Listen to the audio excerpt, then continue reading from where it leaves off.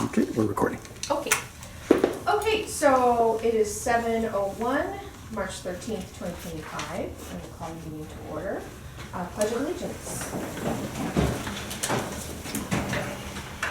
I pledge allegiance to the flag of the United States of America and to the republic for which it stands, one nation, under God, indivisible, with liberty and justice for all. Roll call. Flores. Here. Gonzalez. Hussein.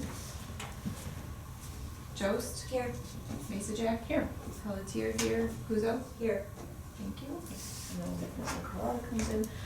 All right, public comments, agenda items only. We do have public, hello. We do have public, but it's not on the agenda, so. Okay, we'll get to you. First, so for the consent agenda, is there anything that anyone would like to pull off?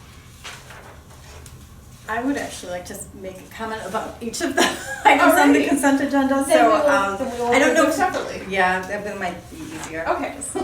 All right, then I will make a motion to approve the regular board meeting minutes from February 13th, 2025. I'll second. So Lima had indicated there was one place where I made a correction under the section under director's report, in that third paragraph, it's on the second page. It says, Director Leffler also mentioned that the reason they were meeting in the activity room was due, and should have a 2 in there, Due to to rescheduled. So I have corrected that on the version to be signed, so if there's no other corrections, that was all I had to say with that. So. Eagle eye, thank you, Lynn.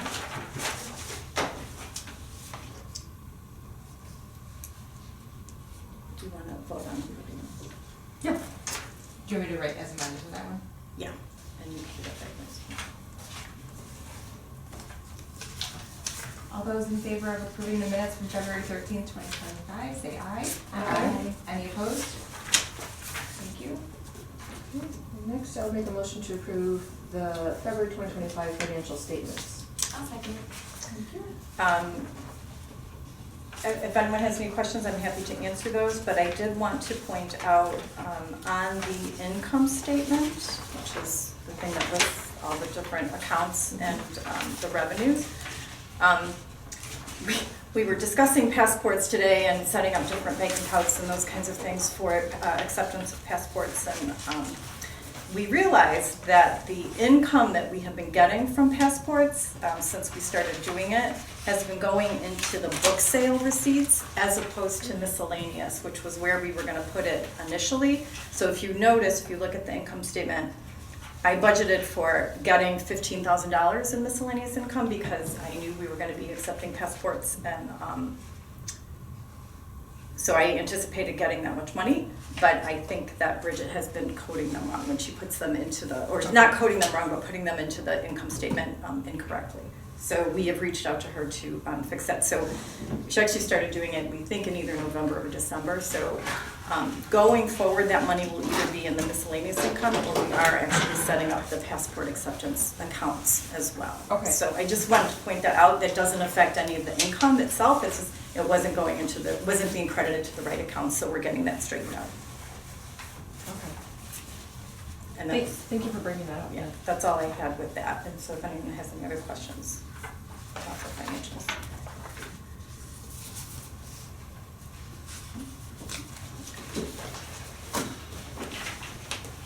Any questions for Kim?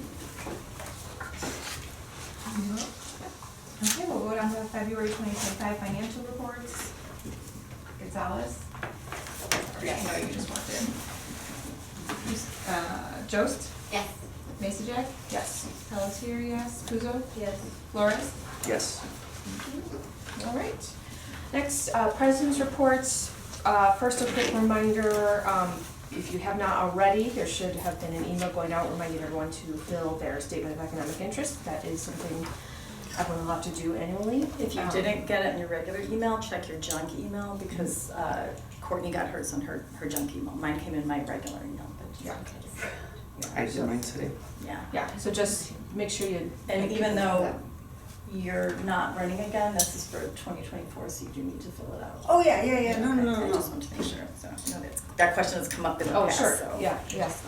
And next there, I also wanted to give everyone a reminder, there are 2 trustee workshops coming up.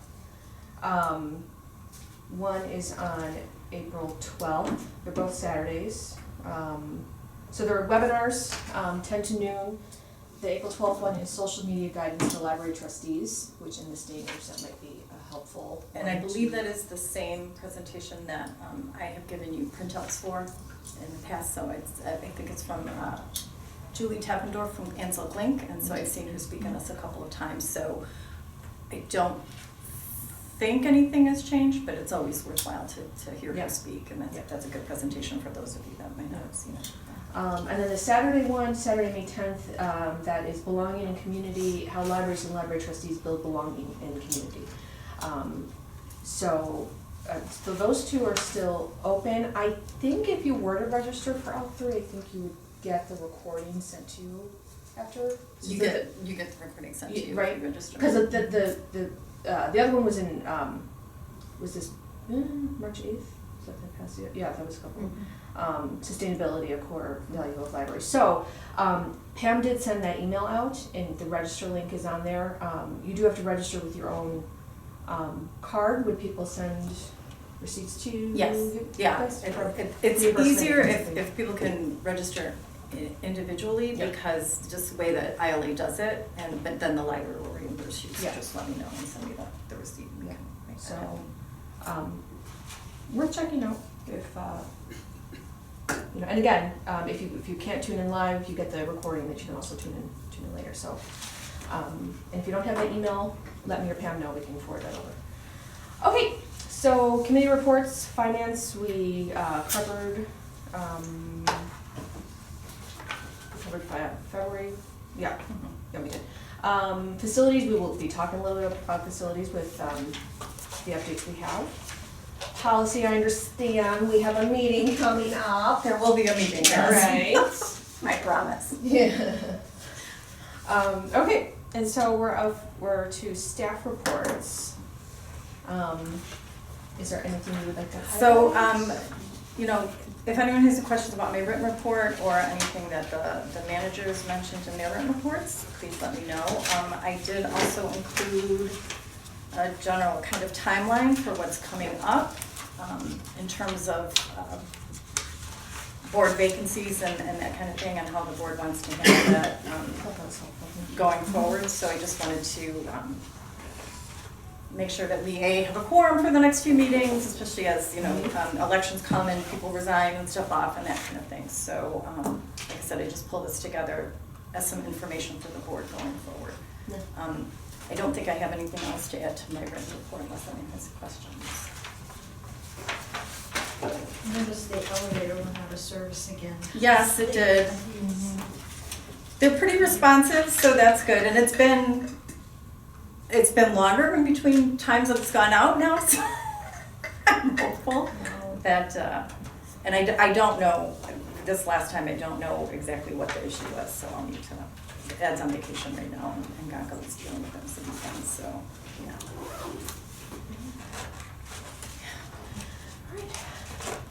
Any questions for Pam?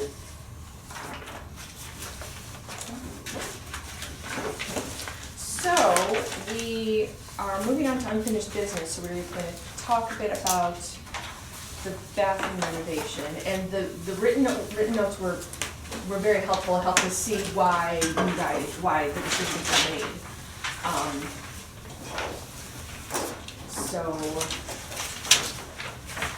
scheme 3 seems like the preferable.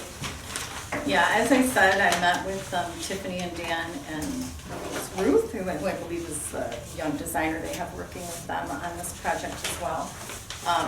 And we discussed all the different options.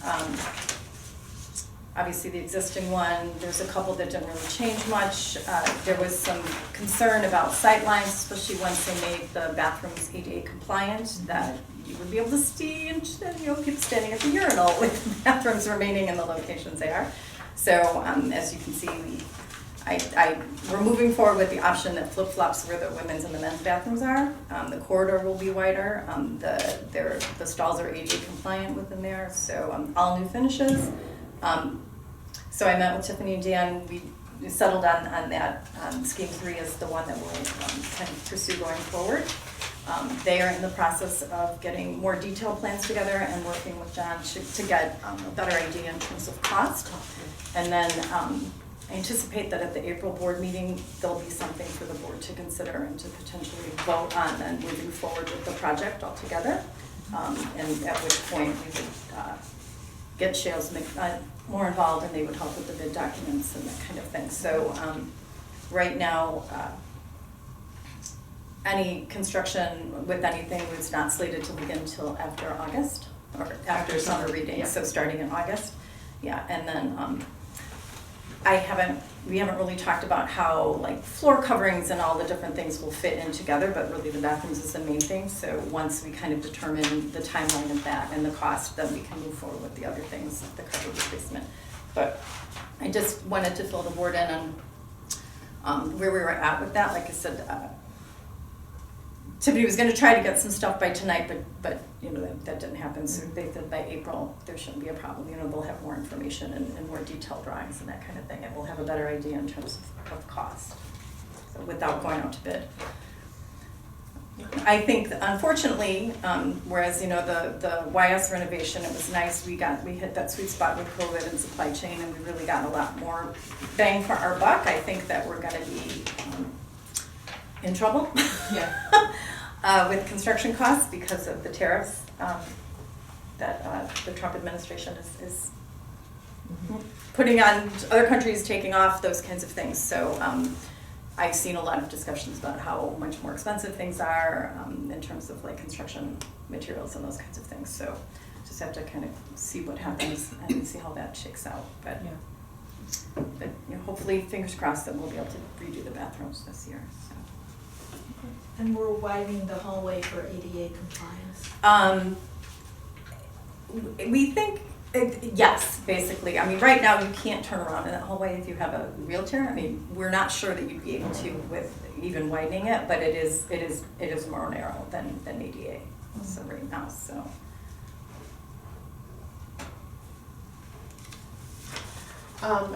One of the other plans in here, and I don't know if this was just as a heads up, but there were some schemes for this area. Did you want to talk about that a little bit? Yeah, thank you for the reminder. So one of the things that I also asked Tiffany and Dan to do was just to give us some, you know, kind of general idea about potential redesign of the office space up here.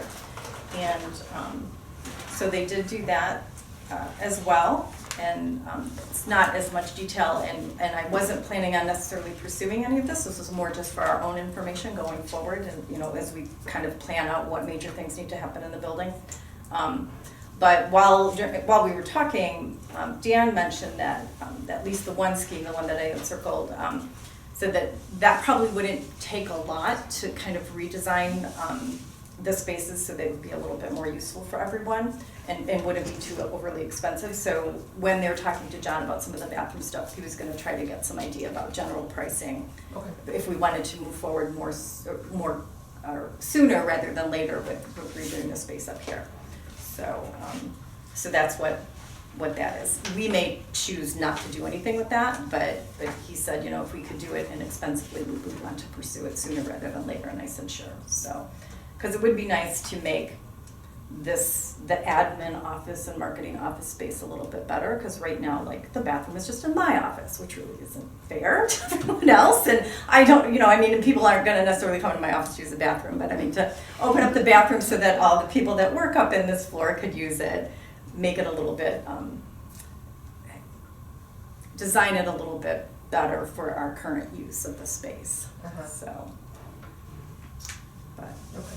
But we'll see. So like I said, that's more just like an extra. We'll see, we'll get some general ideas about price and then go from there. But this was not necessarily on my radar to do this year, but you know, if it's something that we could, you know, if we could do it for relatively inexpensive and we had the funds, you know, maybe we would do that. But the bathroom really is the. Is the thought that this extra little space here would be passport, next to the marketing manager, sorry, you don't know what I'm talking about. I Just do. point- So, okay, so right now, that little space would actually be, I think we would probably flip-flop it, or at least change the division of the space. Where those two desks are, where Jan and Bettina would sit. Okay. So that would actually put them in the same area. That makes sense, okay. But the manager would have her own office. Gotcha.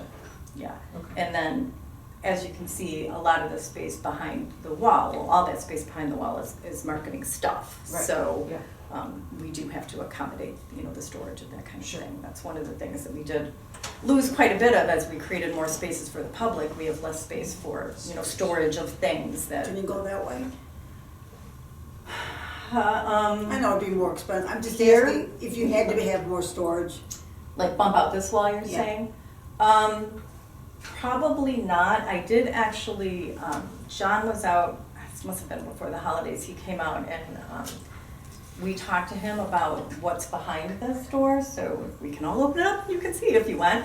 It's just the attic, and he doesn't think that, we could probably do something, but it would be very expensive, because right now, the way that the attic space is that it's not strong enough for people to walk on it, anything like that, and we can't really store anything in there. Oh, okay. So we would I have was to. thinking just for storage. Yeah, and that's, we had that same thought too, because that's it, if we, can we put some things, so we could move some things in there, can we store stuff in there? And John took a look at it and he said, the way that it is now, without substantially reinforcing the floor and that kind of thing, we wouldn't be able to do that. So while we could do that, it would be a lot more money, because we'd have to do reinforcements of the floor and, bump out the ceiling and that kind of thing, if we were gonna use it for office space, but we can't use it as is, it's for storage. Okay. Because the floor is not strong enough. And we would prefer that people don't go crashing down to the lower level of the library. That would be my strong preference. So, That makes sense. yeah. Yeah, but like I said, it's nice to be able to provide more spaces for the public and the things that we need, for programming and that kind of thing, but there are, we have, as you have seen over the past few years, scrambled as we've found places to put stuff, and this is the last area, so this has kind of become the catch-all between this area and my office, and really become the catch-all. Yeah. So, How big of a space is the business manager's office? It's looking really tiny, but I can't quite tell from the diagram. it's probably about, actually, it's the, It's the same size, no? it's the size of Karina's office. It's Karina's office. Karina's office. Basically, so it would be flip-flopping. I Yeah, it's a fairly nice size. Is I it- mean, you can see it if you want. If you want to open the door, we can do that. Just curious. Yeah, it's hard to get It's a hard, gauge and because marketing there's is no. like huge. Yeah, But a lot of marketing would be storage. yeah. Yeah. Yeah. So I mean, if you're looking at this space here, they're not really putting in a bunch more walls. So the space is very similar to this. So a lot of it's just like kind of flip-flop. Like they would, like marketing would be in this space, and they would turn part of this into Karina's office, and then like Bettina and Jen would sit in here. And then the board meeting room, the Cooperman room would switch to the other side of the building. So you'd have the place that would have the windows and stuff where my office currently is and where Bettina and Jan currently sit. Nice. But isn't this where they do the passports? Yeah. So for now. My goal eventually is to not have them do passports in here. I mean, eventually, my next big thing after the bathrooms is, looking at reconfiguring some of the space on the main floor and, how we're using that space and part of that is trying to create spaces where they could do things like the license plate renewal stickers, passport, that kind of thing, that doesn't take them completely away from the public service space, because right now it creates a bigger issue for staffing for the access services department, because right now they have 2 people coming up for each passport thing, so they're significantly away from the desk, so they can't if someone's forgotten to fill out the right form, which happens frequently. And people love coming to us for passports, so we get tons of compliments on this. But it would be easier if they had a space that was closer to the desk, like if they had to step away, they could do that or that kind of thing. So eventually we'd like to have it in a better location that doesn't require staff to be so separate from the rest of the service desks. So But again, this is not necessarily the plan that we're gonna move forward with right now, but it's just mostly to get ideas, kind of like I said, what we did several years ago with the YS department as well. Yeah, it's not, it's nice that people can come in here to do passports because we get a lot of families and stuff, and so it's easy for them that they can be, you know, that, yeah, there's enough room, that kind of thing, they can spread out a little bit more, it's more private, you're not having these conversations in front of, you know, everyone and their brother coming into the library, but it is a little bit harder in terms of staffing the other desks. So. All right. Well, thank you for info. I look forward to hearing. Yeah, it'll be More? exciting, Yeah. so. Can we go back to the bathroom? I just Sure. have one question about the entryway into the wine hallway. You notice there's a little 6-inch jutting out area right as whoever's going into the passageway will have to kind of, In the men's bathroom? no, right here, Oh, right here. Mhm. right as you enter the hallway. Okay.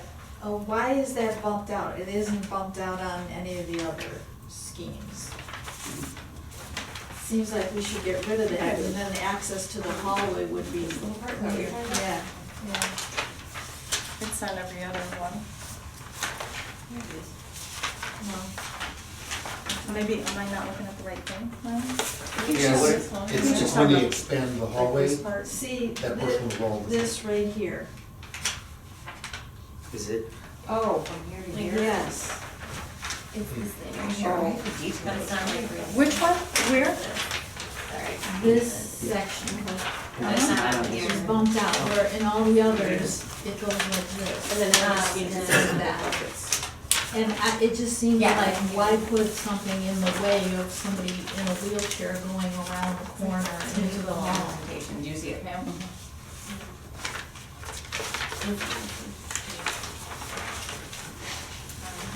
I will ask, just keep in mind, these are not set, Size. these are not, But now's the time to bring it. yeah, absolutely, Yeah. so I will ask about that, because, Yeah. And one other question. In the handicap bathrooms, do we have enough space between the toilet? Okay, it's easier to just point here. See, how many inches is this? It seems like it's kind of tight. Can't the toilets be just a couple inches that way? I It's would, less room than in the adjacent so bathroom. when you're looking at ADA compliance, what you have to be able to do is to be able to turn around, like turn the wheelchair around. So my guess, without being an architect or someone who is like an ADA attorney or anything, would be that putting the toilets more centrally located would not allow you for that room that they need to Yeah, turn sometimes around. an inch or two can make a big difference with elbows. I understand. I mean, I think there's I'm sure something, they- but I also think there's something to having a support on one side. Yeah. That's part of ADA compliance too. They've gotta be Against close the enough toilet. to the wall. You know, because for they've got support the to stand bars up. there. I don't know for sure, but I think there might be something. And they designed it according to ADA. right? Yeah, It's not like they they're- have, Yeah. they would have to, so So we would- it has to be ADA compliant, so, Okay. yeah. I will double check about that, but that would be my guess, Lima, is that, again, keeping in mind that, these are somewhat to scale, but not, you know, they're not as detailed as obviously as the plans are going to get, but I will, you know, I'll double check. Good questions though, thank you. But my guess would be that, putting the toilet in a more central location in the stall would, Disallow. eliminate the space that they need to be able Again, I'm to. not saying like really slide it understand. over, but just an inch Well, or we're two. very tight with ADA compliance Yeah. with the redesign of the bathrooms anyway, so it's. It'll be it's- compliant. Yeah, they have to be compliant, it won't be approved if they're not, but there's not gonna be much more room than making them compliant. All right. So just because, that was a big concern, and when Tiffany and Dan came out, we went into the garage area, and they asked if it was possible to knock out the wall between the women's bathroom and the garage. It is possible, but we would have to reconfigure stuff in the garage, and that's a big cement wall and stuff, so. I was just happy that they were able to do it and make them ADA compliant without having to knock down the wall Yeah. between the bathroom and the garage. Yeah. So, or, you know, bump that out, but I'll, you know, I'll ask them that as well. Thank you. Good questions, thank you. And, you know, as always, with Tiffany and Dad, they'll be happy to come out, or if you want, you know, if you want them to be at the They always like coming out. They were, our meeting that when we met to discuss everything was fairly quick, because I usually have a pretty good idea of what I want and stuff, and they always tease me about it, but Dan came out and I'm like, I said, I'm sorry that you guys came out for what was a relatively short meeting, and they're like, no, we always like to come out and see you, Pam. I said, I know, because I'm so cool. No. It's easy for Tiffany because she lives right in Evanston, but Dan does not, so. Yeah. All right, well, thank you for all that. Okay, so next on unfinished business, youth services staff computer replacement. So I know that you highlighted this in your report and you sent us an email, but there was some good news. There was good news, Yeah. so.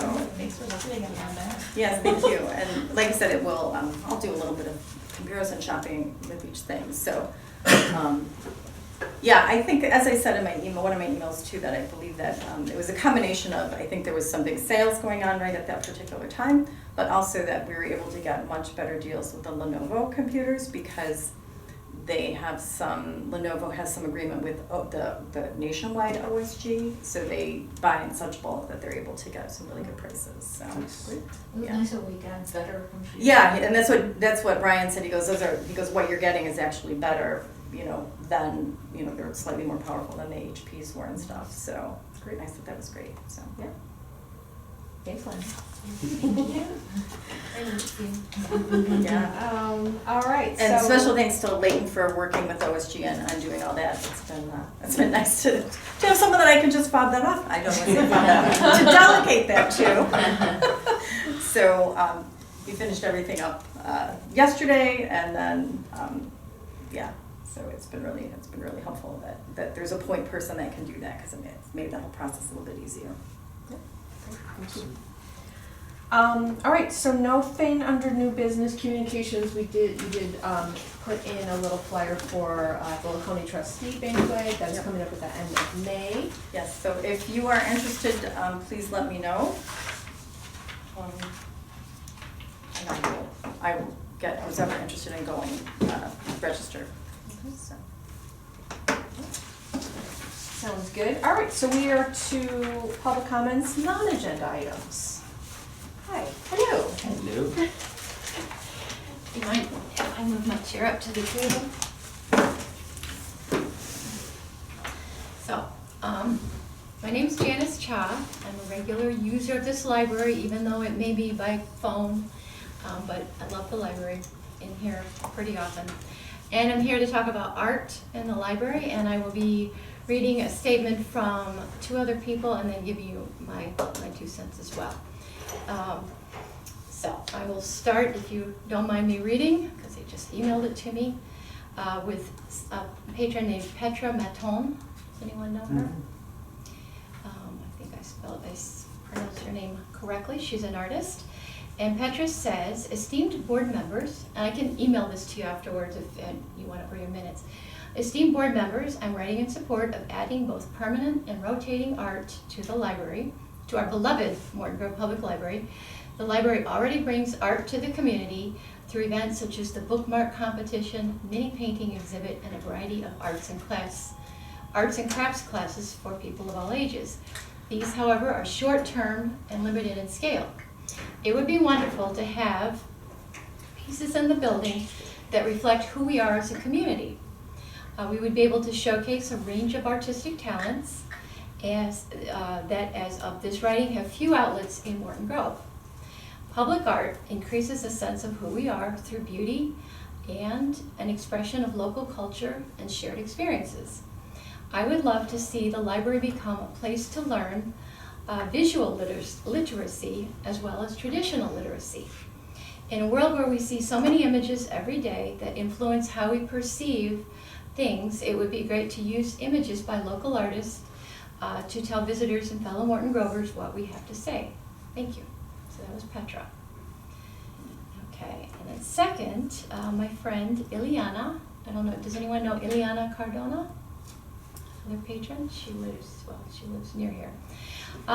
Okay, so she says, Good evening, my name is Ileana Cardona McKittrick. My family and I have been residents in Morton Grove for 18 years.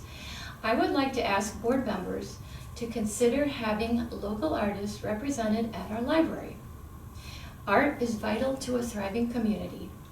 I truly believe this, as I am an artist and have showcased my work in Chicago, Evanston, Skokie, Wilmette, Highland Park, Glenview, and Winnetka.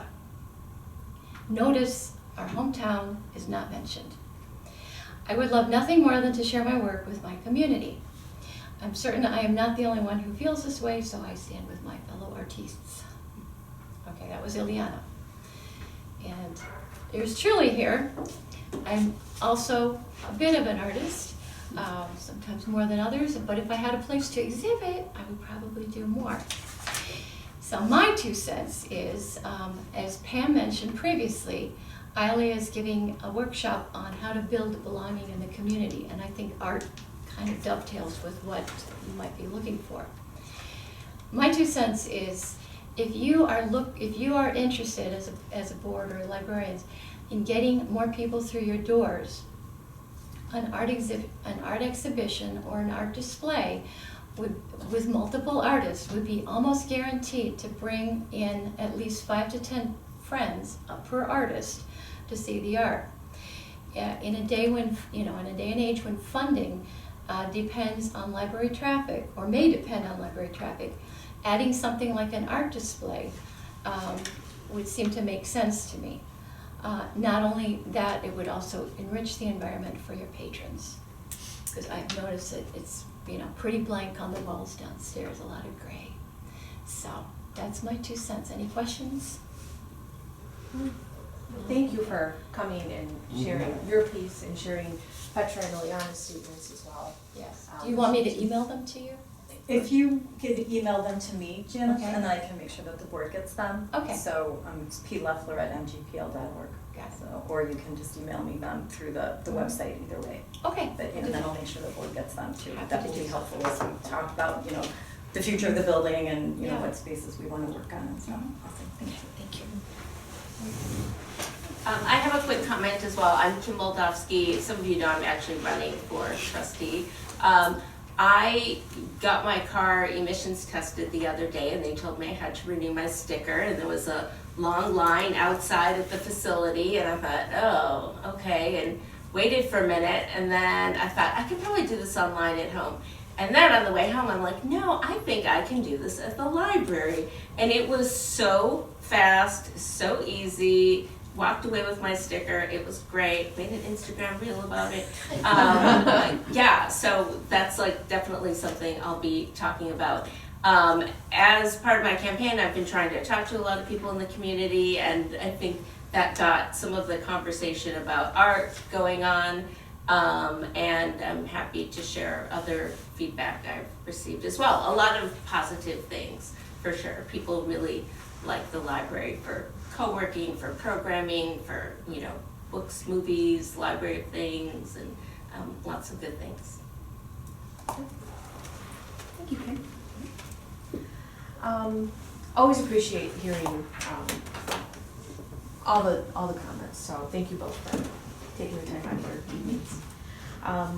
Okay, so we have nothing else. So it is 7:35. We are adjourned. Our next meeting is Thursday, April 10th. We'll see you then.